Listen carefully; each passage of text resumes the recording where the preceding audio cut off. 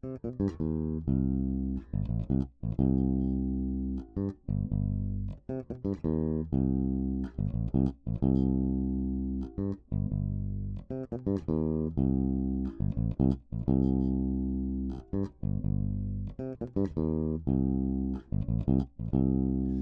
Romanus. Hey, Davis. Today, we are starting a new season of Loose Leaf Media. Hell yes. And we are starting it off with a new segment that you would like to call Roms-Rom-Coms. Roms-Rom-Coms. Yeah. So to everybody out there, happy Valentine's Day and happy Black History Month. February, here we go. New season, Loose Leaf Media Podcast. My name is Davis Leaf. I'm here with my co-host, Romanus Hutchins. And today is extremely special, not just for all of those reasons, but what are you making that face for? Well, I'm waiting to see what you're gonna say. Oh, okay. He was making like this weird, like An incredulous look. This face palm, just his mouth was dangling all the way on the floor. Oh my God. But today is a very special occasion, not for just the reasons we mentioned, but because we're also in a new venue recording today. Oh. And I think it's pretty wonderful. We're in my apartment. We are in your apartment for the first time. We are talking. Which is nice because now Davis doesn't have to leave mid-podcast to yell at kids for playing outside of his window. That's true. Yeah. Actually, I've already taken this place for granted. It's a beautiful apartment, by the way. Oh, but thank you. I'm taking this place for granted already because I won't have to worry about that. And I probably won't have to worry about any disruptive neighbors or any knocking at the door. I kind of miss that, though. That's why I want to eventually move to videotaping us, because there are hijinks like that happen. That's true. That the audience needs to see. They'll just recognize that I'm always incredibly tense when we're recording Well, for all those reasons. Well, my favorite one was when there was an ice cream truck that just it wasn't serving anyone, but it was still just playing in the background. It was just a drug front. They're just selling drugs. There was a trap ice cream truck that used to come around every now and then, and they actually did serve ice cream. What's a trap ice cream truck? They just there was graffiti on it, and they played trap music, but it was like the typical ice cream jingles, but with like a trap beat over it. Wait, so damn, It was actually sick. I got ice cream from that truck before. You, girl. And then they're like giving out those SpongeBob ice cream with the bubblegum eyes. Yeah, pretty much. That was the whole idea. But I got a smoothie. It was terrible. It was a horrible smoothie. Well, what did you think you were gonna get when the ice cream truck driver, is listening to Chief Keef? I don't know. You were gonna get a good smoothie? I don't know what I was expecting. I was in the moment. I was just chilling out in the patio. They were coming by. It was a nice day out. Right. And the ice cream truck driver, they were clearly feeling it. They were enjoying it. I saw them nodding their head. And the woman who was serving the ice cream at the window of the truck was just like waving her hands out. And I was just like, okay, I like this. I like this. So like a 5-year-old kid, I ran back into my house to grab some cash. Then I rushed out to the ice cream truck. Right. And then I spent like 2 minutes looking at all of the pictures on the truck. And I was like, oh, y'all have smoothies. And I was like, yeah, let me get a strawberry smoothie. Right. And it was just the most watery, like melted yogurty looking, tasting crap. That sucks. Yeah, I felt like it felt very artificial. And I was just like, that was on me. Again, yeah, exactly. I blame you, because what were you expecting? I don't know. I don't know. I just wanted to, I liked the vibe and I wanted to support. So did it have like organized nice graffiti on it where it's like, oh, an artist like paints it over? That was the thing. The graffiti seemed intentional. Okay. It wasn't like somebody came up to the ice cream van in the middle of the night and just like posted their, right. Yeah, their tags. Yeah. They're starving art. It wasn't it wasn't a defaced truck. No, it was an intentionally defaced truck. You know, the thing that I hate about DC is that I do feel like the food scene is mostly aesthetics. And this is not even just my take. I hear a lot of people talk about this, where like a lot of the service industry is really into getting people in through Just the door in the restaurant, right? In the restaurant, but then they taste the food or the smoothies in this case, and then they're just unsatisfied. You know, I can imagine. Yeah. Yeah. I think vibes are a big part of the DMV in a lot of ways. Where people go out, they just go out to like enjoy being out, not necessarily to do any one specific thing. Because people get into all kinds of shenanigans around here. Yeah, but if I pay $120 for brunch, then Well, yeah, it should be good brunch. it should be good. I would agree with that. Everybody should. The restaurant should agree with it. But then, at the best, most times it's mediocre. There's only maybe 2 or 3 brunch places that I recommend. You go to a lot of brunch places? Well, I have. Yeah. Yeah. Have you ever been to Expectation? No, is it good? It is wonderful. Where is that? There actually used to be a location in downtown Silver Spring. Okay. They closed down during COVID. Right. And then they relocated to a new location in Ellicott City. Well, we're right behind around the corner from Stay Ellicott with City. me. Okay. They got bought out by a no. different restaurant. Oh, damn. And a lot of their menu quality completely switched up, and it wasn't as good. And now there is now a new one that I went to several months back. I don't particularly remember the location. From here, it might be about like 15, 20 minutes away. But it's still the same old Expectation at that place. And it is the best brunch spot that I've ever been to in this area. They got everything. Service is wonderful. The drink selection is massive, top notch. The entree items are phenomenal. All of it is great. So it's about to be, as we're recording this, it's February 7th, a week away from Valentine's Day. And of course, DC brunch is really big, especially in the black community. The brunch blacks do exist. Brunch blacks. I'm probably one of them at this point. Yeah, I actually am too. Are you? I love a good noon time. God. Like go out, get a bunch of salty and sweet foods. Okay, what's the best time for brunch, Davis? Best time for brunch? Yeah. Between 11:30 and 12:30.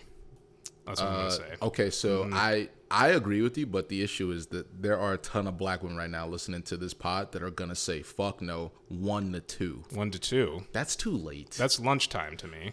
Brunch is over. Well, everyone, have your opinion. That's fine, but to me, that's lunchtime. Well, because to me, let's say if we start brunch at 1 and we end at like 3:30, then I feel like the day is over. Right?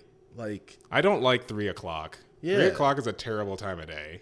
It is. If you don't feel like you've gotten enough done at that point, you just don't feel like you will at that point, and it's very easy to give up on your day by 3 o'clock. Especially if it's brunch on Sunday. If it's brunch on Sunday, then forget about it. Your day is over. Don't do it. Like, because maybe by 3 you're saying, "Oh fuck, like I want to get home and get ready for the work week," or maybe I don't know, like you want to watch football or whatever, or do some other hobbies. You want some time. But I'm sure that we will be heckled eventually. Probably. Yeah. But, Expectation, this is a solid brunch place. So shout out Expectation. Anybody that's looking for a brunch spot, doesn't mind driving a little bit, that lives in, I don't know, the Maryland vicinity. Well, not Maryland. We're in Maryland. I don't know how to describe anyone who lives in Montgomery County, like that Montgomery County area. Yeah, Ellicott City is not too far from me. It's like smack dab in between Baltimore and DC. Yeah, the new place it's called Jam Eateries. Oh, okay. It's not bad. I feel like I indicated that because it's not Expectation, it's bad now. It's actually still good.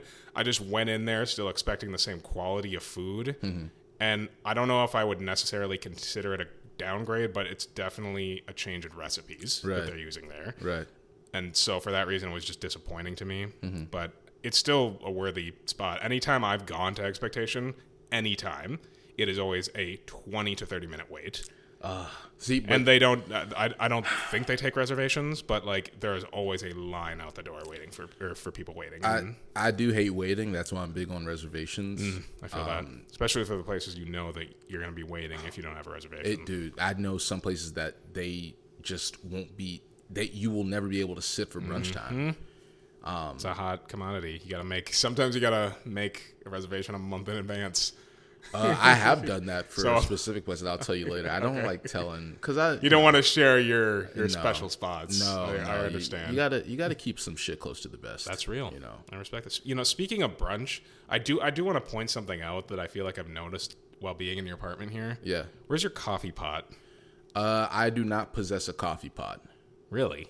Really? So, but you drink coffee. I've been seen drinking coffee before, yes. What are you describing your FBI profile? He was seen drinking coffee. That's the only indication. From now on, I'm answering questions like I'm being questioned by Congress. I'm on C-SPAN right now. Okay, you're on C-SPAN? Yeah, I'm on C-SPAN. That's fair. Yes. This is your hearing, yeah. the Congress hearing for yes. if he drinks coffee or doesn't. And I have been seen drinking coffee, yes. So how do you, forgive me for asking, because I know not everybody drinks coffee, but how do you function when you get up in the morning for work? Because you get up pretty early. Yeah, I get up around like 5, and just no coffee. I can't remember the last cup of coffee that I drink. Maybe last weekend in New York for just to say I had coffee at the Seinfeld restaurant. Real? Yeah, like just, you know. I love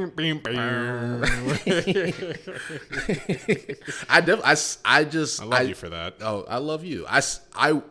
We'll talk about my New York trip later. We'll get into it. Because we're already 10 minutes into our pod. But yeah. I really wanted to bring up the fact that I don't see no coffee pot around here. Well, yeah, I just, you know what I do? I stretch and I listen to some music and then I'm up for the day. Like I got it. And then I've learned that just certain times of the day, coffee will wreck me to the point where I won't be able to go to sleep. So anytime after 2, real. I can't drink coffee.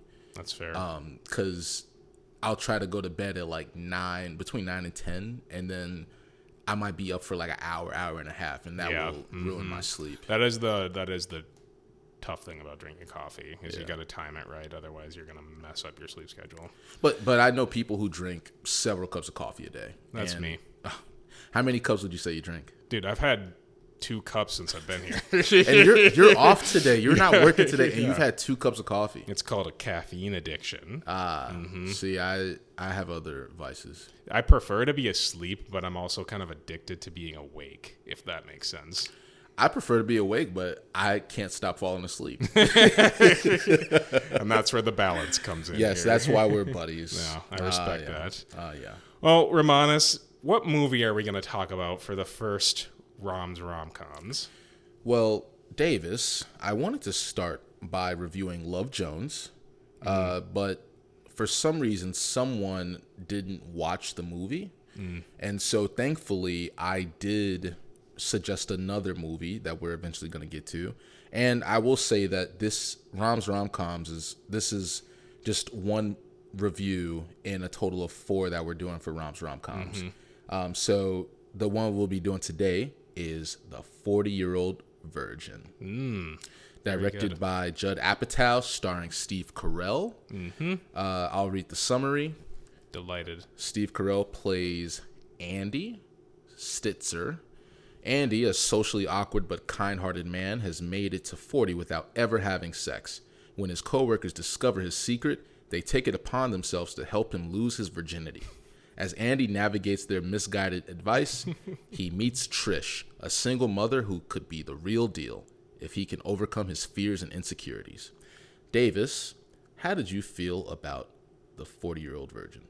Well, I've seen this movie a pretty good handful of times by now, but I rewatched it last night, and I'm actually looking forward to talking about this because I also want to briefly kind of talk about how I feel about Judd Apatow as a filmmaker in general, too. Let's get into it. But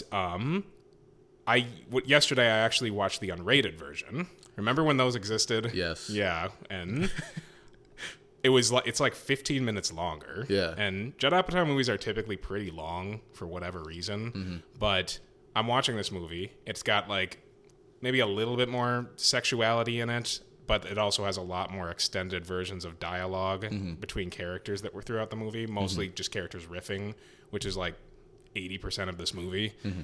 And I think this movie is still flawless, to be totally honest with you. I think that this is a hysterical romantic comedy from start to finish, and I love every second of it.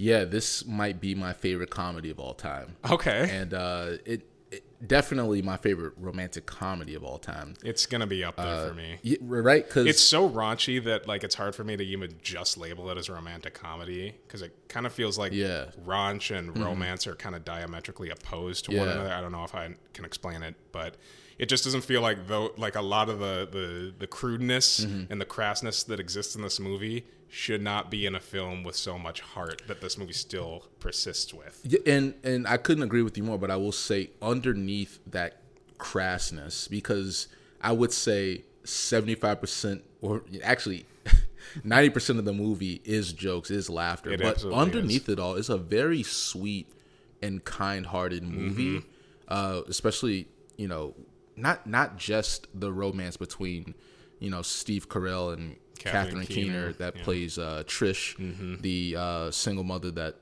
and Steve Carell's character falls in love with, but even the bromance between Andy and his friends, played by Paul Rudd, Romany Malco, and Seth Rogen. I do think that this movie captures male friendships pretty well, and I think that it also captures the social awkwardness of older romances. Right? Because older romances and like getting to know older friends. Oh my god!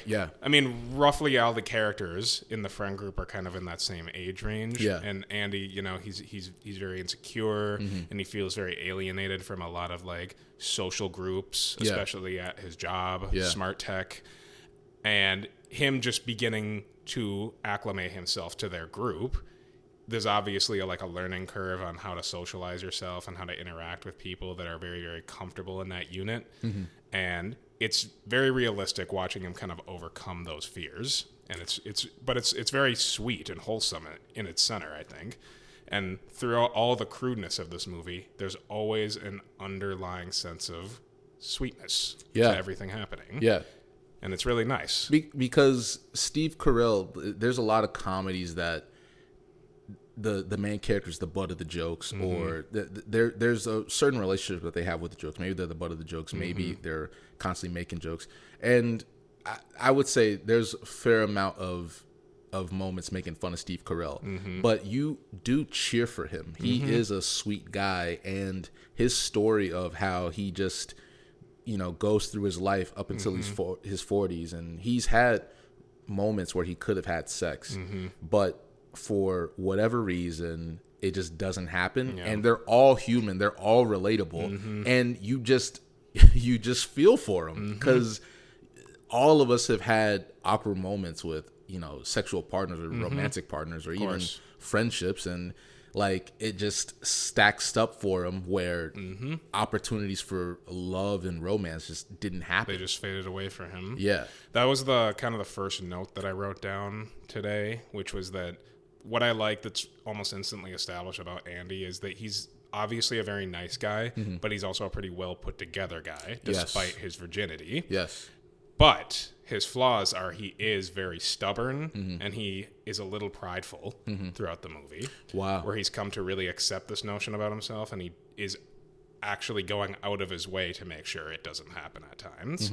And there's a really nice moment where after he kind of reveals to this new friend group during a game of poker that he's a virgin, and then he comes in to work the next day, and some people are kind of hazing him about it, which is, it's pretty mean-spirited in a lot of ways. Yeah. But then he runs out embarrassed, and Paul Rudd's character runs after him, and he says, "We were just kidding. Nobody cares that you're a virgin." And then he corners him, and then they sit down and they have a really nice, wholesome conversation with one another. And I think that was the moment where I feel like this movie is capturing friendship at this age really well for the first time in this movie, which is a lot of friends are going to kind of give you a hard time about things that you might not feel the most comfortable talking about when you reveal these things, but it's out of love in a lot of ways. Yeah. It's a tough way to put it, and it's a tightrope to walk, but all of these friends are just giving him a hard time because they care for him and they want to help him. It's all coming from a place of love. And I think the movie does a really good job throughout the entirety of the film really illustrating those points. there's a couple moments in the movie where Andy feels like he shouldn't be spending time with these people, but he starts to come to understand that they just want the best for him. There's moments for each of them that they all shine as friends. And that's how I genuinely feel about, a lot of male friendships. Like I do think that women make fun of men friendships because they're like, do men really know each other? And the truth is, like, do you really know anybody? Sure. And even in that sort of ambiguity of male friendships, like, are we just playing poker? Are we just cracking jokes? Or are these relationships really meaningful? Well, Steve, Andy is spending a ton of time around these friends, and like they still invite him out to go out, even though he's not always comfortable. They still take care of him. They give him mostly terrible advice. Oh yeah, but like for each of them, there's moments where they're looking out for Andy. Exactly. They show that they love him. It's when it comes to those male friendships, it's kind of all a revelation too. Yeah. In the way that, sure, looking on the outside in, it can be kind of hard to understand like how men become comfortable with one another and like be very revealing with one another. But we do. We just kind of, I'm not a psychologist or anything, but we just kind of do it in certain spaces. Right. Do it when we feel the most comfortable collectively, and that isn't always going to be in front of a bunch of other people. Right. And like, for example, like me and you, we're sitting here, we're talking. The minute the mics go off, we're going to be pretty revealing with each other's lives a little bit more than we would on this podcast. Of course. But that's because we have a mutual understanding and trust for one another. And we don't always reveal everything about each other because we don't need to. And I think a lot of good platonic relationships benefit from keeping a sort of shred of mystery in those dynamics because, you reveal your whole self. It's not necessarily out of fear of being judged from this other person. It's just because that you want to keep some of your business to yourself, and everyone has their right to do that. And I think that's like for Andy's kind of points in this movie, it's very understandable why he doesn't want to talk about it in these ways, but his friends see something as a problem that he hasn't quite seen as a problem for himself, which is nice for the catharsis of this movie. And it's ultimately about finding love. And the constant argument in this movie is sex without love or sex with love, and what do those concepts look like? No, yeah, you put it very poetically. I don't even know what to say after that. You're right. At the beginning of the movie, it's not that Andy is down on his luck. Like, he wakes up, he's decorated his. He exercises. He makes his own food. It looks amazing. Like he dresses well. He rides a bike. He's well groomed. Yeah. Like he's made he's comfortable in his space. He's made it his own. Yeah. Despite it being incredibly geeky. But that's his.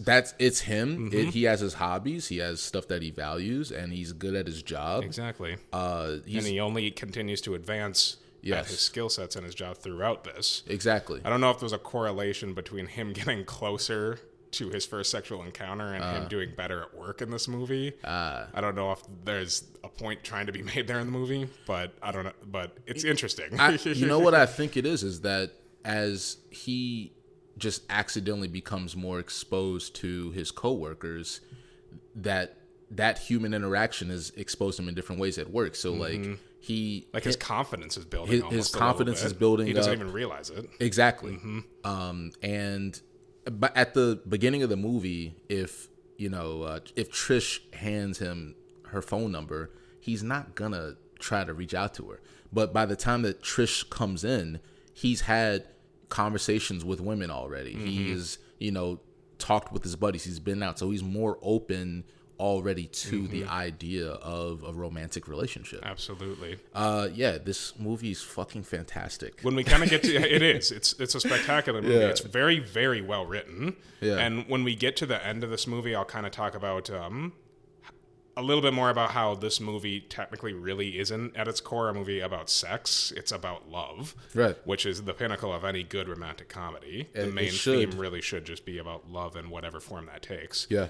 But the first thing that I kind of want to really get into here is, as great as the script is and as really good as the direction is in this movie, what really props this movie up for me the most is its cast. Yeah. The cast, for me, is the standout. And I for a movie that has other good things, this could be seen as just like overlooking all of these good things. And for a movie, if this movie wasn't as good, the cast wouldn't feel as good either. And there's a lot of movies out there that have a really good cast assembled that are like acting really well, but the writing and direction is not very good. This movie has good writing and direction, and the cast is already so good in this movie and so like A-list driven, maybe not entirely at the time, but it's so elevated.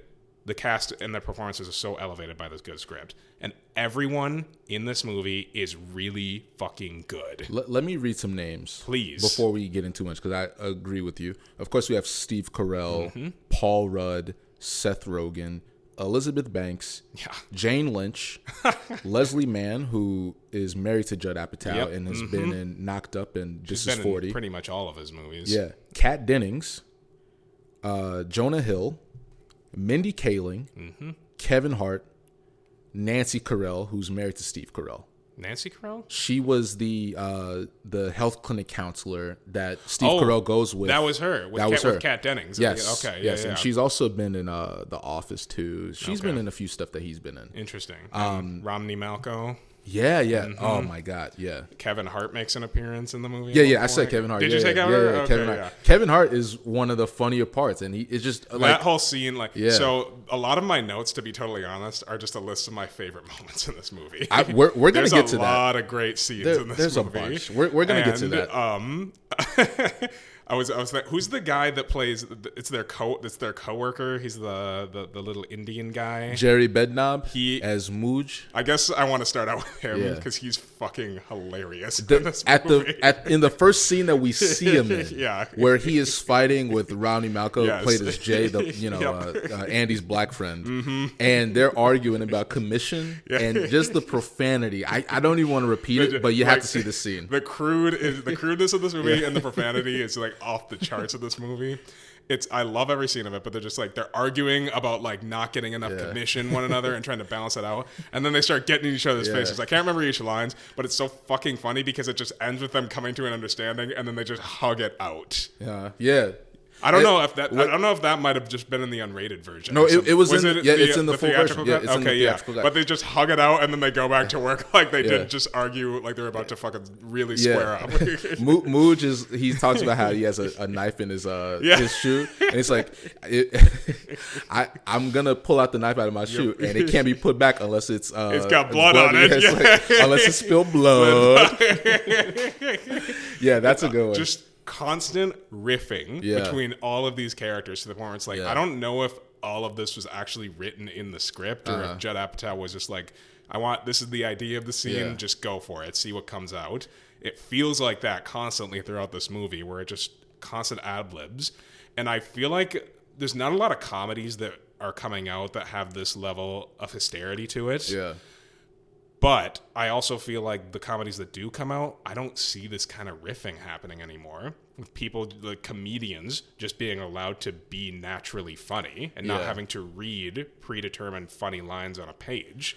And in their own ways, right? Like it's not the same 4 or 5 characters playing the same kind of comedian. Like everybody clearly has their own style of comedy that they're bringing to the table. Jay is funny black guy. Paul Rudd is like put together, laid back white guy. But super depressed throughout this. Like he's just like he can't get over his ex. Who's Mindy Kaling, and she's like they like broke up 2 years ago, but they were only dating for a small amount of time. And I'm like, this guy's kind of pathetic. He hates Michael McDonald.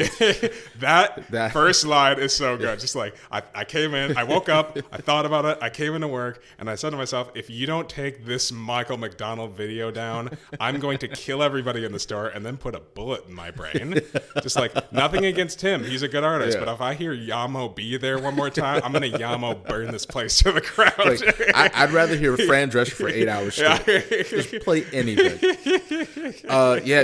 There's just tons of moments like that where everyone has time to shine in this movie. Absolutely. My favorite scene, just from laughter, I bust out laughing every time I see the scene. When Andy is just revealed. It's not that he drops the bomb. they're all talking about sex during the poker game, and they're like trying to get Andy to say like, talk about like, just tell us a crazy sex story. Yeah. And he's like, yeah, so like, many going through my head. It's just like this one girl, I just like, felt her breasts, and Jay's like, what tell me, like, what, like, describe them. He's like, yeah, it just felt like a bag of sand, and everybody's like, what? They're like, I love the entire time he's describing it too. You see, it keeps cutting to Paul Rudd's face, and you see him in disbelief a little more and more with every single cut back to his character. Because Paul Rudd's character is repeating stuff back out of disbelief. He's like what? Bag of sand. Like, what are you talking about? And Jay's like, are you gay? Are you gay? He's like, no. Wait, answer this question. No. Before that, my favorite part. He's like, I got friends that fuck guys. There's nothing wrong being gay. I got friends that fuck guys in jail. In jail. He does that a couple times in this movie. There's a scene at the end almost that I even want to bring out because Romney-Malco's so fucking hysterical in this movie. He's fucking hilarious. I miss seeing him in more movies. God, he's really good he's actor. really, really good in this movie. But there's a moment at the end where Steve Carell is with Elizabeth Banks, and they're having their time, and he's about to have sex with her, and they're both trashed out of their mind. But then he's walking out because he realizes she's kind of like too much for him, and then his friends are waiting at the door, just like trying to get him out of there. And Seth Rogen's just like, well, we came to see if you are all right, but now I could not give a fuck. and then he's like, wait, so how do you guys know where she lived? And then Romney's like, I hit it about 8 months back. We're describing these friends, and I know we just said that they were good people, but we're they're pretty douchey. They're pretty douchey friends, but they're guys. No, Paul Rudd actually, his character never has a bad moment with Andy, I feel like. No, he doesn't, but he's also kind of, he's jaded. He's jaded and he's a little pathetic throughout the movie. He goes through a lot of weird emotions throughout this entire movie. Yes. And it's like, I feel Seth Rogen at the end of this movie where he's just like, he's taking this stance of abstinence for himself at one point. Yes. Or celibacy is what he calls it. Yeah. But he's just like, I hired a 90-pound girl who can't lift an iPod to work in the stockroom for you. So go over there and talk to her. Well,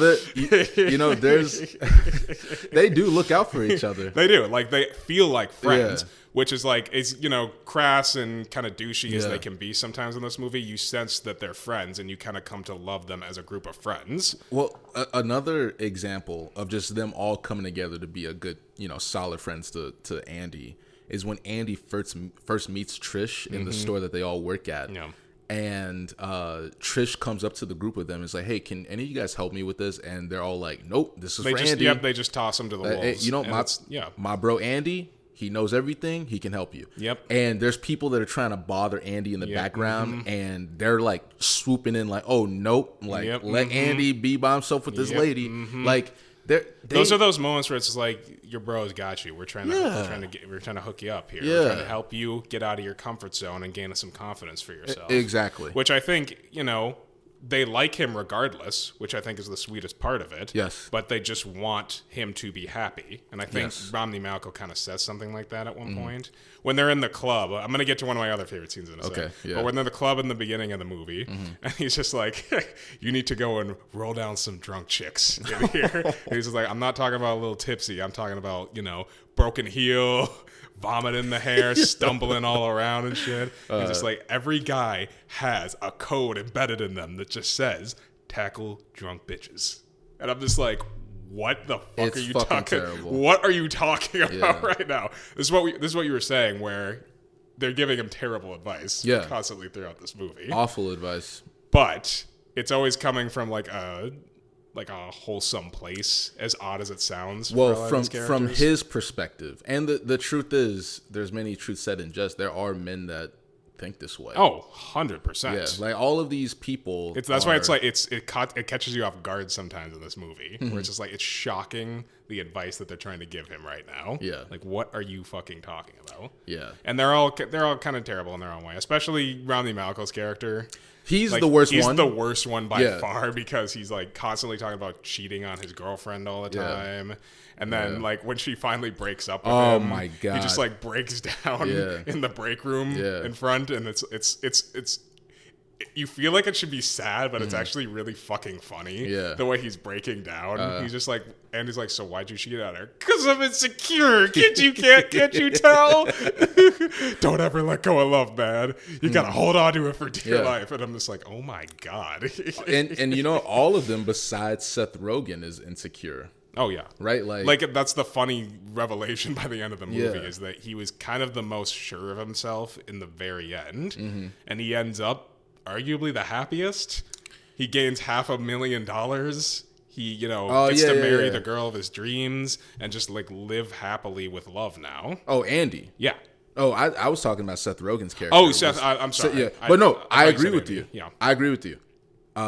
Andy is better off by the end of the movie, and it's because he's found this like very genuine love. We've been talking about the comedy a lot. Let's talk about Andy and Trish. Okay, let's talk about it. So that kind of goes to the point I was going to make about the theme of love. I think Catherine Keener, character of Trish, she is 100% the representation of love in this movie. It's kind of emphasized by that final line that he shares with her before he confesses to her that he's a virgin. And I don't want to spoil for anybody who hasn't seen this movie, but like he kind of says something like, I've just been waiting for you this whole time, and in this whole time I thought there was something wrong with me. Wow. And I was like, it's really sweet. It's a really, really sweet ending. And it really emphasized to me that it's like, oh, her character is the representation of love and happiness for Andy in a lot of ways in this movie. Well, yeah, and just finding that companionship. And she makes a comment how during their first date that he's not the typical guy that she would go for. She would usually go for guys that, are not wearing helmets while they're, driving a motorcycle and, bad boys. And Andy is actually riding a bike to work, like a bike to work with a helmet. A bicycle, and and it's got a big red X on the back of the helmet. She's great though. She's in this movie. wonderful. Catherine Keener, I've always loved her as an actor, but she is really good in this movie. And they do look like a really, like, the other thing, there's other romantic comedies that they match the love interest, and it's like this hot model that in real life would never look at the main character. But it's like every Adam Sandler movie. Oh yeah, I feel like it actually might be every Adam Sandler movie, like Grown Ups and. Oh God, really? Exactly. That one pisses me off the most. What was that one that he did where like he like with Jennifer Aniston where he makes up his own family just to impress Brooklyn Decker? God, what is that? See, we can't even name and then them. Even fucking Uncut Gems, where he's dating Julia Fox in that movie. I'm just like, this is every Adam Sandler movie. He's just dating a model. And even in dramatic movies, he's just way out of his league. He's getting away with murder. Hell? And his ex-wife was Idina Menzel in that movie too. And it's like, what the fuck is happening right now? But yes, I completely understand your point. Like they match each other very well. They are a good-looking couple. They are. And they look like real people. They look like real people, and they look like a real couple. Yeah. That I would see on the street and be like, oh, they look happy. And she's very, like, pleasant to be around. She's, like, constantly smiling. Like, But she also has a lot of conviction. Her character has a lot of conviction. Yeah. And she's funny. She's really fucking funny. She's very funny. I love, like, one of her first moments in the movie is, like, really fucking hilarious when he tries to call her. Yeah. And then she thinks he's a telemarketer, and then she just lays into him. Yeah. Because, she probably has to deal with that all day being her, like, private business owner, That's right? true, So with, like, eBay. Oh, God. You already know. Yeah, and, like, The first, romantic scene with them, they're about to have sex, and it's like maybe halfway through the movie, and it's the condom scene, which is very famous. Like Andy is trying to figure out how to put on a condom, and it just there's so many different things. They just go through. They make the scene last. Yes, it's really funny. Well, because any sort of complication or curiosity that you might have with condoms, it goes through in one scene, and it's hilarious. She's in the bathroom. He like blows it up like a balloon animal. Like it's like they're snapping, they're breaking. He's going through like 10 condoms. I love that moment. He just yells at us like, "Is that okay if I use your Magnum?" And then she's like, "Yeah." and he puts his hand in it, and it goes to his elbow. Yeah, and then he just starts pretending to be Aquaman. Yeah. And I'm like, bro. I'm Aquaman. I'm like, bro. even he's about to have sex with this beautiful woman, and he's still thinking about nerd shit. So then stay true, Andy. Stay true, baby. Look what happens when you stay true to yourself. You meet a woman like Catherine Keener. I mean, come on. Mm-hmm. And you marry them, and you probably live happily ever after. You get to dance with the entire cast singing Aquarius. Exactly. Which is just an amazing way to end this movie. It's definitely a Judd Apatow random way to end it. It is, but it's like the first of Judd Apatow ways that he would end a movie, which makes it feel special in that way. Now, what was I about to say? Yeah, so Catherine Keener. Yeah, so Trish's daughter, her 16-year-old daughter, comes in. Kat Dennings. Yeah, Kat Dennings, while they're about to have sex. I completely forgot she was in this movie. Yeah, Kat Dennings is in there, a young Kat Dennings, way before like she had that show. What's like the sitcom Two Broke Girls? Two Broke Girls, yeah, that's what she's really known for. But she's been in like Thor movies and stuff. Yeah, she's done some Nick and Nora's Infinite Playlist. That's a movie that I wish I could have on Roms-Rom-Coms, but we might have like one. That's a good. I haven't seen that in years. Though. That's a good one. That's probably my most underrated movie of all time. I would be game for revisiting that one. I have not seen that in a long time. You know what's another great like underrated Steve Carell movie? Seeking Friends at the End of the World. Have you ever seen that? Is it Natalie Portman that's in that? No, it's another girl that looks like Natalie Portman that people. Keira Knightley. It's Keira Knightley because they both played Padme Amidala in Star Wars. Yes, they did. Oh my god! I actually have never seen that movie. That is a movie that just has a movie that just completely went under the radar, but my god, it's a wonderful movie. Okay, man. I highly recommend it. Interesting. And it's not necessarily a romantic comedy, even though there is comedy that happens, but the premise is that there's a meteor about to strike the world, and the world is gonna end in like a week, and there's this guy who recently got divorced, and he meets this young woman, and she sort of unlocks all of just like this this potential in him where he just decides it's the end of the world. Like there's this woman that's a road trip away that I've been meaning to tell her how much I love her, and I want to see her before the world ends. And so this middle-aged guy and this like woman that's maybe 10 years younger than him just go on this road trip, and it is just a great fucking movie. You've really piqued my interest on this. Oh my god, you have to see this movie. Yeah, I think I will. Yeah, but Nick and Nora's Infinite Playlist, I definitely, maybe the last Roms-Rom-Coms episode will just be like speed rounds. Yeah, we can just do a collection. Let's do a collection. Yeah, I'm down for that. Okay. You've heard it first. Yeah. Coming up with ideas live. Yeah. Well, not live, recorded, but, you get the idea. Of course. So, so Kat Dennings walks in. Kat Dennings walks in. She's like, disgusting. My mother was about to have sex with this strange man. Naturally. And then, of course, like, again, human stuff. You just leave. Yeah. Like, you don't want to.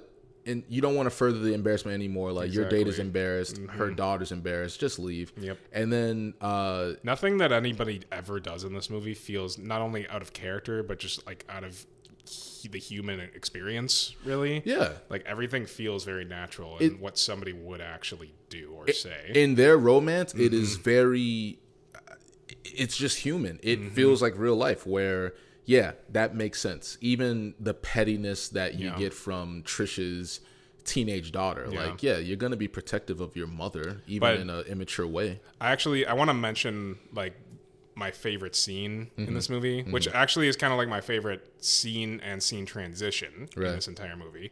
And the scene actually transitions into a scene that I believe is only in the unrated version. Okay. Because I do not remember this moment, but it's really funny. But it goes from after they're leaving the sex counselor, right? Steve Carell and Kat Dennings, and they're driving in the car, and he like revealed that he was a virgin during the counseling session to the entire group, just to like make Kat Dennings' character feel a little bit better. Yeah. Like she wasn't, the only virgin in the room. Ostracized in the room. Yeah. And then they're driving back in the car, and she's driving, and he's just like, I made all that up, And then she's like, no, you didn't. It's cool, though. And she's just like, so you really are one? He's like, yep, I really am one. Don't tell your mom, though. And she's like, okay, fine, but when are you going to tell her? And then he's like, I'm working on it. And it's just like a really, really, really sweet moment. Yeah. That like one of those few moments where he did not feel judged for this whatsoever by this person he's talking to, that he was kind of who was very adversarial towards him up until that point. Yeah. And it's really nice. It's a really, really good culmination from that dynamic and a lot of the experience that Andy has had throughout this movie. And then the scene transitions right into one of the funniest scenes of dialogue in this entire movie, where Seth Rogen and Jane Lynch are having a conversation about weed. Yeah. And she's just like, do you got any weed? And he's just like, yeah, I got some. He's just like, how much do you need? Like, enough for me to just get baked for a week. And he's just like, oh, okay, that's a lot. He's like, well, I'm going on vacation. And he's like, oh, where are you going? Nowhere. I'm just going to stay in my apartment the entire time, but I want to be baked. Right. And she's like, oh, sick. So what are you going to do? I don't know. I'll just watch some TV. I think I'm going to rewatch Gandhi. And he's like, Gandhi baked is great. I just always feel so bad, though, because I just be sitting there and I'd be smoking and I get hungry. And then, you're watching Gandhi. So It's just like he's in the middle of a hunger strike. Yeah, there's plenty of moments, like human moments, and it's broken up with just random bits of comedy. Just characters riffing. But it always flows together very naturally, because the movie never wants you to feel like it's about to teeter into way too dramatic territory. Right. Which I think Judd Apatow does a little bit more of that in some of the later films that he would do, like The King of Staten Island or something, where it feels like it's more drama than comedy throughout that movie. But I think that he was able to kind of graduate himself into trying a more deeper and dramatic film like that, or even Funny People. Oh my God, yes, Funny People. Yeah. Rather than just going straight comedy with it. Right. And I think this movie at the same time still balances its line of comedy and drama very well, where it's mostly comedy, but really nice bits of drama where it feels like the drama is the levity from this constant hysteria throughout this entire movie. So that's one of my favorite moments. Maybe my favorite moment in the movie. And that another significant part of why Andy and Trish fall in love is his relationship with her daughters, which of course, again, it is just things that happen in this movie are just life, right? Like, she's not going to take a relationship with a man seriously if he doesn't get along with their daughters. Exactly. And so he immediately, but he does instantly with his younger daughter. Absolutely. Yeah. But even when when Kat Dennings is kind of trying to tease him a little bit or make fun of him, he just banters right back at her, not feeling anything. Yeah. And it kind of appeals to her sense of sarcasm a little bit. Yeah. And it's nice. You see those little nuances throughout the movie, and the movie does a really good job of illustrating it. And even going back to when, they're all at the health clinic, and Andy very nicely takes Trisha's daughter to the health clinic to take a seminar about, sex, introductory to sex, right? And, there's comedy in that too, because he's looking at all of the little statues of the male and female reproductive systems, and you can anyone else is like, what the fuck is this guy doing? But he is genuinely what is going on? He's really fascinated. I'm very fascinated. And then they're all in the room, and it's fathers with their kids, and Steve Carell with his girlfriend's daughter, Kat Dennings. And when everyone else is chuckling that Kat Dennings is a virgin, which is crazy, even the adults are chuckling, because she's a high school girl. But anyway, yeah, literally. And then there's a lot of background characters in pretty much all Judd Apatow movies that are just almost intentionally out of place. Yeah, where it's I know we've talked about how human and realistic a lot of this movie feels, but it's never sacrificing an opportunity to be funny for those things. Well, there's one kid, he's Jewish kid, the curly hair, yeah. And he's oh yeah, you got any magnums? And his dad's sitting right next to him, just he's you have a small penis. Yeah, and that ends the scene, and then it's the quick cut to them in the car talking. Yeah. But Steve, that's probably the sweetest moment in the movie, because that Andy isn't forthcoming with his virginity with just anybody, bro. But to make this young woman feel better about her own virginity, he will put himself on the line. He'll fall right on that sword. He will embarrass himself. He will put someone else before him. Yeah. I think it's also kind of like a testament to his confidence building throughout the movie too, where he's just like, even in a situation where he could have like kept silent like that, like maybe even at the start of the movie, he might have. But now his confidence has been building, and he's been kind of coming to terms with that reality for himself. And since he's been thinking about it so much, and he's just like, I'll reveal this, you know, just to help this kid out right here. And, you know, even if she believes me or doesn't believe me, she believed me instantly, but he didn't really try to contest it. And it's like, it's really nice. It's a really nice moment. There's tons of moments in this movie where, like, it's crass and, like, a lot of people will roll their eyes. And then there's moments like that where you're like, fuck, this movie just pulls you back in. It really does. There was a moment in the beginning of this movie where I feel like I was going to try and judge it really harshly. Right. And there was just like a couple of scenes where I was noticing like editing mistakes. And you know me, I focus on a lot of the technical elements in this movie. Some comedies I don't really care that much, especially ones that are from like the earlier periods of our life. Yeah. Ones today I would probably be honing in on a little bit more, just because I feel like not only are comedies just a dying breed of genre, but the creativity needs to be better now. And so I'm going to pay closer attention to those. But I'm watching this movie and I'm like, actually, I don't care. This movie's so fucking funny, and it's written so well, and the acting is so good.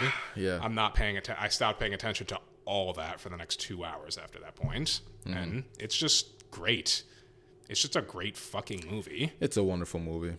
I kind of want to quickly speed round through some of my other favorite scenes that I wrote down. Let's do it. I have some too. Okay, and, let's go back and forth. Okay. So number one, the most 2000s era moment for me in this movie.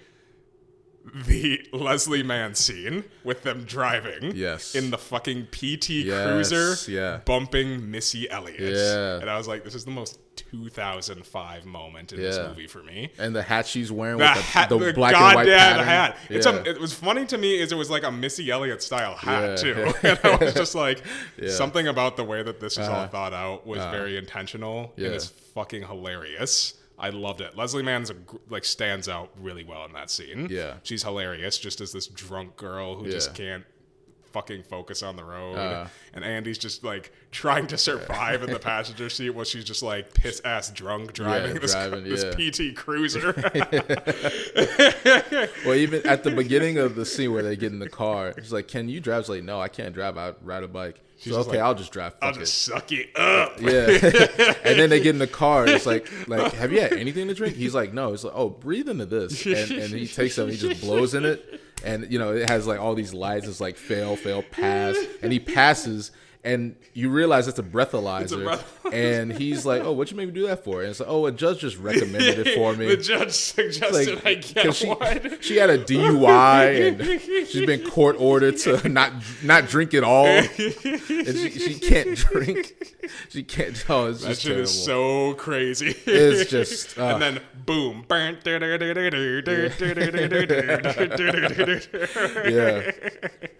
That scene is just fucking hysterical. And it just all ends with her throwing up a shellfish sandwich on his face in what has to be one of the nastiest scenes that I've ever seen somebody throw up in a movie. Well, then, because it is so genuinely gross out of nowhere. And Steve Carell plays it so straight, and he asks her like, "Oh, it was probably my fault. I had that coming." And I'm like, "Bro, no, he's too nice. He's such a nice guy." And he says, "Did you have a daiquiri?" She's like, "Yeah." It's like, yeah, I thought you did. I thought you did. What the fuck? Oh my god! Did you have a daiquiri today? I did. Yeah, I thought so. Crazy ass shit. And then just an instant smash cut to the next scene. The movie does that stuff a lot. Doesn't want to leave a lot of breathing room for some of the comedic beats in this movie. But they are firing on all cylinders throughout this entire movie. Okay, what was another scene that you loved? So this is the next day after his coworkers find out that Andy is a virgin. So he's just coming into work thinking like everything's gonna be fine. Like they're gonna forget about it. And then they you just find out that they told everybody in the fucking store. There's coworkers that weren't even at the poker game that know and are teasing Andy. Yep. And Mooj, the older Indian guy. Oh my God. It's like, Andy, don't worry, man. Like, there's, you're all good. Like, what are you, 25? And Andy's like, I'm 40. And Mooj's holy like, shit, you gotta get on that. just the switch up so quickly, just like, I'm 40. Holy shit, man, you gotta get on that. Oh my God. Just that switch up. Oh my God. It's so rapid. This is but the thing is, it's like, if I didn't know that, I feel like I would have had the same reaction. No, no shade, Andy. I'm sorry. But like, if I walked around the store thinking you were 25, I'd be like, don't take it so bad. You're going to be fine. Yes. Oh, I'm 40. Oh shit, bro. Fuck. You gotta do something. Again, like, you're lying. You're lying if you say that isn't one of the first 3 thoughts that come in your head. Exactly. When a person that's 40 years old says they've never had sex. Yeah, I'd be like, what? Yes, that's why it's a funny movie. Yeah, exactly. Like, what? Huh? What? Huh? Man. And then the fucking details that he goes into after that moment, just like, we can't even say that shit, but he says some fucking graphic shit. Oh, that's what I wanted. We'll talk about that later. But it was funny. Okay. I want to mention this right when Paul Rudd brings over his box of porn. It's not that scene specifically, but it's another transition moment. And it's the moment where he walks out and he's like yelling out into the streets, just like, "Keep it! I don't want your giant box of porn." Yeah. And then Andy just puts it in his living room. He walks away. A few seconds go by, and then we see him like slant from behind the corner, looking back at it. And then we hear the notes to Lionel Richie's "Hello" queuing up. Yeah. And then a quick cut to Andy just like lighting candles in his room while Lionel Richie is playing. And he's fucking turning his like family photos in this room around, and he's even turning some of the like the nerdy statues around that he's got. He's got white silk pajamas on. He's got pajamas. He gets under the covers, and I'm just hearing, "Hello, is it me you're looking for?" And I'm just like, oh my God. This is like a ritual right now. Yeah. It is for Andy, man. It is. And I'm just like, this is so fucking good for Andy. And this is like, I actually think he might be playing this song in the background. And it's not just the movie playing this song. And he turns on the tape and it's Star Wars themed porn. Yep. Of course it is. Yep. Of course. Which Seth Rogen and Elizabeth Banks would actually go on to do in a movie one day. Zach and Miri make a porno. Yep. Man, God. Kind of also a good romantic comedy. I mean, at its core, it's more crass. It's incredibly graphic, and it's less romantic than. Yeah. But there's a sweet story about like evolving from what is seen as a platonic friendship, to never wanting to acknowledge the love that you have for this friendship out of safeguarding the friendship. But dangerous though, because again, Elizabeth Banks is not falling in love with Seth Rogen. No. There's a joke about that in this movie, too. Yeah. Just like, look at me. I am the ugliest person imaginable, but I get women because I know how to talk to women, which is kind of his thesis to Andy when he's kind of presenting his idea on what'll help him. And on paper, it's a good idea. It's just like it doesn't matter what I look like. I know how to speak to people. Sure. And then he's just like, essentially start like women only want to talk about themselves. Yes. So just answer questions with questions. Yes. And I'm like, oh, well. Can I say something that might out me as just a dumb guy? Yes. It kind of works. And Davis is nodding his head in agreement. And in this movie, even it is played as jokes, right? Like Elizabeth Banks comes off as like kind of ditzy. And that's the point too, to really drive home what Seth Rogen is saying. Yeah. But I gotta be honest, ladies. Yeah, if you're on the guy's side and you're just asking questions, you get a decent amount of success by just asking questions and looking engaged. Happy Valentine's Day. Happy Valentine's Day, ladies. Oh yeah. But anyway, don't you feel the romance in the air? Yeah, I can too. Bromance, yes. Now, what other scenes? You got another scene? I'm trying to think because, like you, I've seen this movie a ton of times. So the speed dating scene is hilarious. Oh my god, the speed dating, bro. But okay, classic moment. It's classic, but there's one scene after the speed dating scene. Okay. When Jay's girlfriend finds his speed dating card, right? Because Jay has a girlfriend that he's in a quote unquote committed relationship with, but he's cheating. What do they describe it as? Just like it's like a unspoken agreement. Yeah, it's literally it's like literally an unspoken agreement. Don't tell your girl. Yeah, and Jay goes to the speed dating trip with his buddies and Andy, and Jay goes as Dr. Montalban or whatever. Oh my god. And these speed dating events, you have a speed dating card, and where you write down notes about your the people that you're speed dating, and the next day after they're done speed dating, Jay's girlfriend finds a speed dating card, and Jay, I guess, tells his girlfriend, his angry girlfriend, that it's actually Andy's card, and he was holding it for Andy. Jay's girlfriend goes to their job and confronts Andy. Yep. And Andy is looking at Jay. Jay's hiding behind his angry girlfriend. And she's reading the card. It's like, you wrote this, you sick son of a bitch. Outlandish. And she's like, I went to, it's all mine. She's like, so you wrote, she's hurting for a squirtin'. Oh my god. And Andy's like, and just agreeing all this shit. So you wrote hoe for show. Oh yeah, I know that one. She was a hoe. Hoe faux show. Like this shit coming out of Steve Carell's mouth is just what makes it so outlandish. It's amazing. It's crazy. And then Steve Carell starts talking in like black accent. Yep. You know, it's like, who the fuck are you to put me on trial? I never even met you. You better control your bitch here, man.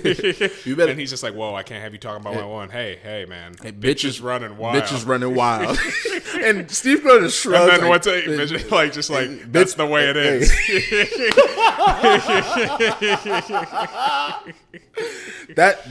Then it's another crazy smash cut to the next scene. Yes. Of fucking Paul Rudd in the background just having a meltdown. Paul Rudd, you see his bare ass in this movie. At first I was just like, is that really? That's Paul Rudd. Paul Rudd showing his ass, and then like it actually turned out to be that. And I was like, oh shit. Well, it doesn't even matter. He just turns around and you see his ass, and Seth Rogen pulls up his Paul Rudd's boxers.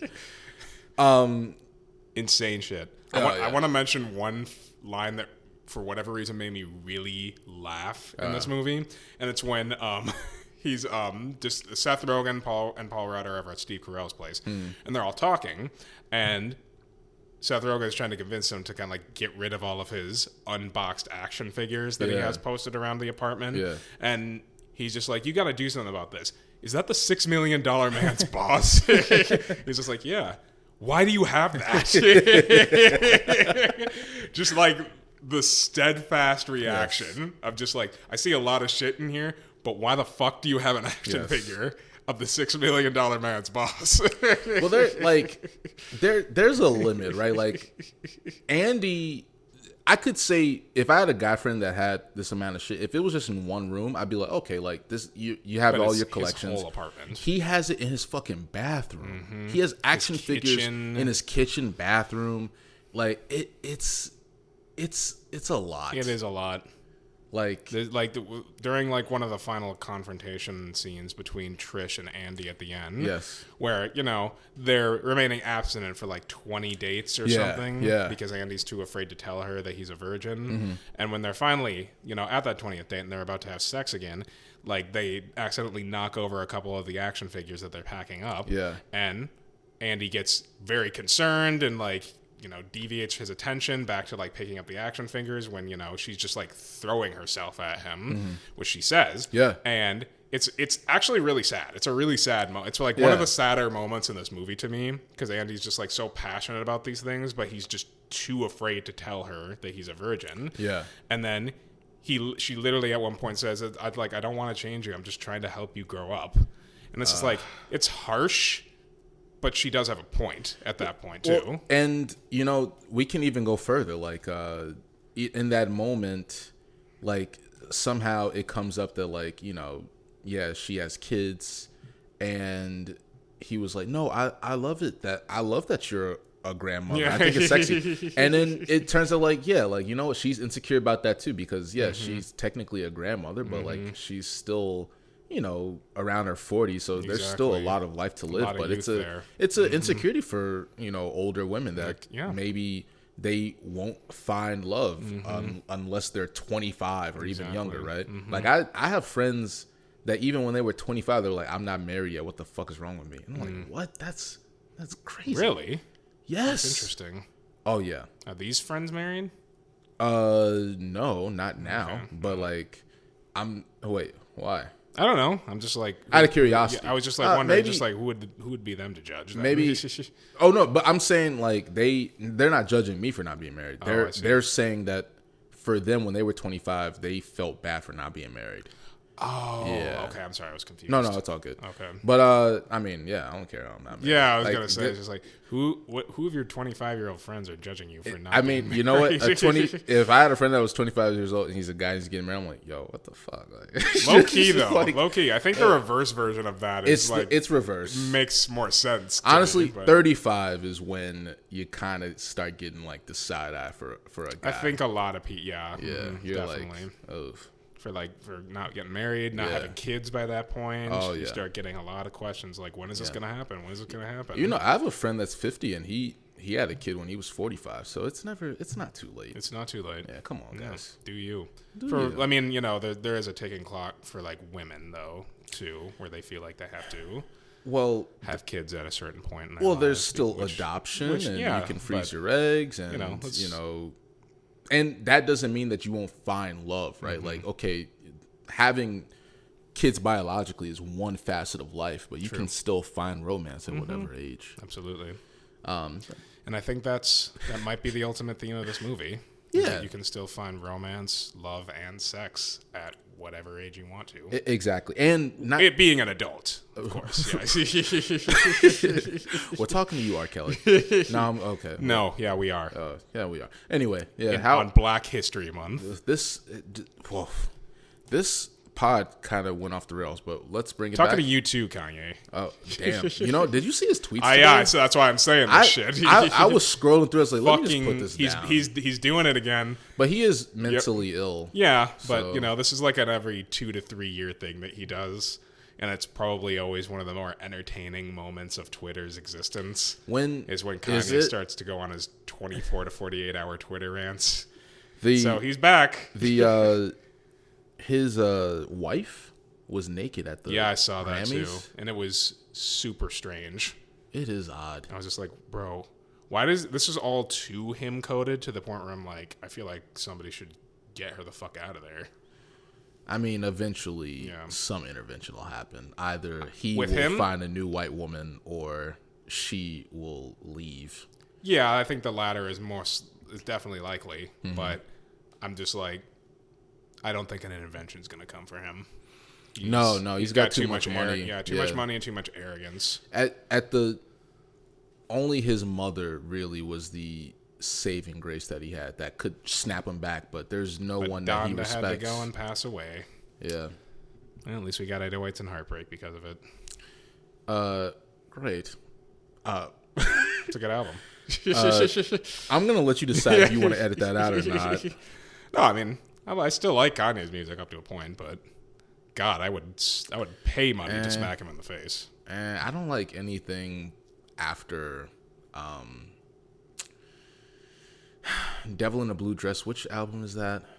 Or Devil in the New Dress? Yeah, that's Twisted Fantasy. Yeah, anything after that. Neither do I. Okay. Yeah. I kind of have a soft spot for Yeezus for its experimentation. Sure. But I think that's the last truly great Kanye album. Mm-hmm. After that point, I think it was clearly downhill, where every album got consistently worse after that point. Mm-hmm.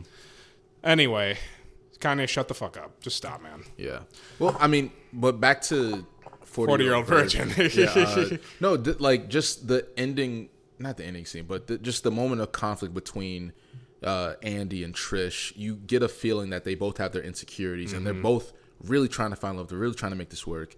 And they did go on this 20-date hiatus of sex where they promised each other, okay, not going to have sex until 20 dates. And it's a montage where, you know, he's cooking for her family and they're having great, you know, bonding time. Like, you know, he's gifting her daughter's action figures and she's going on bike rides with him. So there is a lot of, you know, incorporation, not just, you know, romantically, but just their lives, Of course. and they're both just, you know, tender-hearted people trying to make things work, trying to understand each other.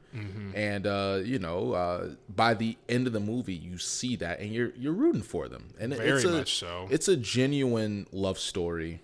It really is. That I couldn't recommend more. You have to see this movie. I agree. I mean, some people aren't going to love a lot of the crudeness that exists in this movie, and that's understandable and okay, because there is a lot of profanity. There's a lot more nudity than I remembered in this movie as well. Well, you watched the uncensored version. That's true. That is true. There was a lot of that in there, but Stormy Daniels is in. I know. I noticed that. Yeah. And I was just like, huh, interesting. Yeah. And weirdly, they make a reference to The Apprentice in this movie, too. Yes, they do. I don't know what This that movie was ahead of its time.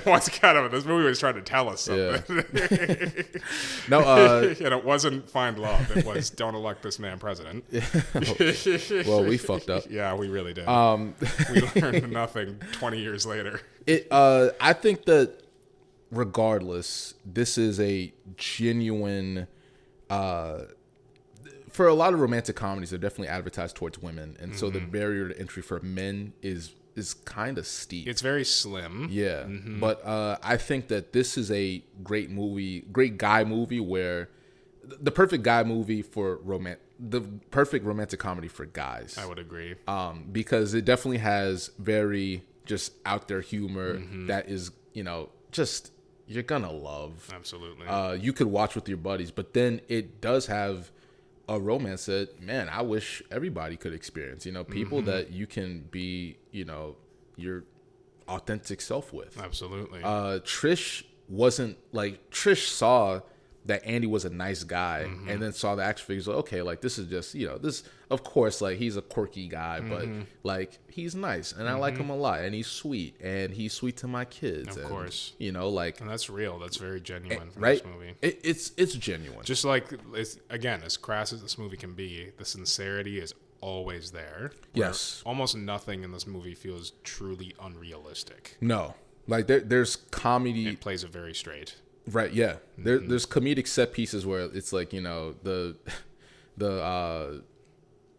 speed dating scene where a woman's nipple is like popping out every time she's laughing, and he's just like looking. So there's stuff that I hated that they mentioned also that they were from Minnesota. Yeah, at the beginning of that too. Yeah. And I was just like, something about this personality really does feel very Minnesota. Really? Yeah. Wow.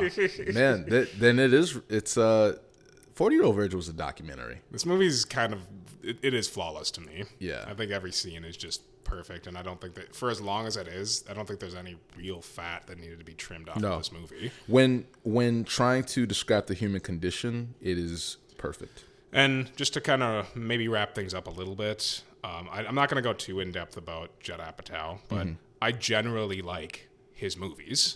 I think he has been a pretty consistent filmmaker in exploring the human condition and very often romance in a lot of his films, because most of his movies that he wrote and directed are romantic comedies one way or another. And this is one of my favorites of his for sure. Yeah. My personal favorite might be This Is 40. This Is 40 is a great romantic comedy. Highly underrated in his filmography. I think a lot of people didn't like it as much because they expected a direct sequel to Knocked Up. It's more of like a spiritual sequel that's just featuring two supporting characters from that movie as the main characters. Well, there's a reason why Knocked Up never got a sequel. Was it the Katherine Heigl? Yes. Yes. So she shat on the movie Knocked Up publicly with Seth Rogen. I've heard about that. And it just put such a bad taste in Judd Apatow's mouth that he didn't want to work with her. Yeah. No, and she's most famous for Grey's Anatomy. She in that show? Yeah. I've never seen Grey's Anatomy. Well, she's in it, and she plays a pretty prominent role she's like Gray's best friend, I guess. I haven't seen Gray is the name of a character? Oh God. I don't know. I never knew what that. I knew the show was a medical drama, but like all the women just. I knew Patrick Dempsey was in that show. Oh, so you know Patrick Dempsey's there, but you don't know just Patrick Dempsey, huh? He's the only actor that I know is from that show. Okay. But I'm pretty sure I knew who Patrick Dempsey was before that show existed. Right. I don't know. Uh-huh. I don't know. Okay. I've never seen Grey's Anatomy. I've barely even seen ER, though. So. Yeah, I don't think I've seen ER. I should watch ER. Why? I've heard it's fantastic. I don't really it was one of those shows back in the day that was like the show to be watching. Wasn't George Clooney in ER? I think he was in like the first few seasons. Yeah. You think that was where he got his big start. But yeah. But I like This Is 40. That's probably my favorite. I do love Knocked Up. Knocked Up is terrific. Knocked Up is awesome. Funny People. Is really fucking great. I love Funny People, man. That's really good. Super Bad. That's not Judd Apatow. He produced it. He produced that. Yeah. But he produced a lot of comedies from that time. Yes. Like Forgetting Sarah Marshall. Yeah. Which is also fantastic. Yeah. That's another good romantic comedy. That era of comedy, we were like that for us specifically. We were, kids becoming teenagers. I remember when Superbad came out. Like I must have been 13. Huge deal for our generation. I remember watching that movie with my cousins every day. We would watch MTV and watch Superbad. That was a movie that I'd never seen a movie like that when I first saw it. Yeah. And it's funny because it's a 2007 movie with a very 80s style to it, even though it still takes place in 2007. Yeah. But it's like, I don't know, like the disco style music that's presented in the movie, even the clothes of the movie. They're old school. Exactly. Yeah. But like they kind of, there's a moment in that movie where they have to wear like Evan's dad's clothes, so they just naturally look very 80s. And it's like, that movie's also flawless to me. No, I do miss the Judd Apatow produced, directed era of comedy. I feel that. And he, Seth Rogen, even like Pineapple Express. Oh yeah, Pineapple Express. This Is the End. This Is the End is like one of my all-time favorite comedies. Yeah, I love comedies that make fun of the film industry. Yeah. And I'm trying to think. Jonah Hill. Yeah. I didn't even realize that was him at one point in the movie too. But he's the guy that tries to buy the shoes from the store. It's just like, I don't know why you won't let me buy these. You're making this really difficult. I just want to take these shoes home with me so I can wear them. No, it's just Michael Cera too. James Franco. Yeah. Like just that era of comedy I miss. I miss severely. Yeah. What's so great about the cast of 40-Year-Old Virgin is like a large majority of them have gone on to do some pretty spectacular things in the industry. Yeah, Jonah Hill, and he's really knocked it out with in the last 10 years for his career. Yeah, he's taken off a lot. Steve Carell is like I think a two-time Oscar-nominated actor now. Yeah, forget about it. Obviously, Catherine Keener has always continued to be popping somewhere. She's always doing great stuff. Paul Rudd became Ant-Man. Yeah. Kevin Hart's one of the biggest comedians in the world. He probably is the biggest comedian in the world. Yeah, he became the biggest comedian in the world. Yeah. You know what? There was one year where like top 2 touring artists that were just the wealthiest and the most successful touring artists in the world, Rolling Stones, Kevin Hart. That doesn't surprise me whatsoever. Right? But when I've seen almost every stand-up from him, and like each one of them has gotten bigger and bigger. And I'd never seen a stand-up comedian perform in a football stadium before until I saw Kevin Hart do it. Well, he does have just incredible amount of success, and I remember watching him as a kid. He was in a ton of movies, man. He and just working constantly. He's had a really long stretch. Him too. Yeah. I mean, Seth Rogen would go on to define a lot of different style. Well, a style of comedy that really didn't exist that much before he came along, and it took over like a whole decade essentially. It definitely was a new age, like stoner comedy. Yeah, very new age. Not Cheech and Chong, no, but just like Californian. Yeah, zany. Yeah, it's great stuff. 40-Year-Old Virgin, awesome movie. Pretty flawless in my opinion, and worth a rewatch or a first-time watch for anybody around Valentine's Day here. Yeah, it's a great movie. And if you are excited by Roms-Rom-Coms, tune in for next week where we will talk about Love Jones. Can't wait. Oh, sure you can't. I really can't. Yeah, that's why you didn't watch the movie this week. Got a lot going on. Sure you do. I do. Sounds like an excuse. I watched this movie at 1 a.m. last night. Oh, my God. Oh, yeah, because, so you were more excited about 40-Year-Old Virgin, a movie you already saw. Maybe. Have you ever seen Love Jones? I haven't seen Love Jones. It will shock you how good it is. Okay, I'm excited. Yeah. I'll watch it over the next week. I think, by my estimation, the best romantic black movie. What a preface. Not romantic comedy black movie. Best romantic black movie. I'm excited.